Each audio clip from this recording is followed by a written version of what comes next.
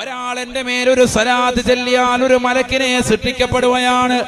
ആ മലക്ക് വന്നുകൊണ്ടാണ് ആ സ്വലാത്ത് എന്റെ അടുക്കലേക്ക് എത്തിക്കുക എന്ന് ഹബീബായ റസൂലുള്ളാഹി.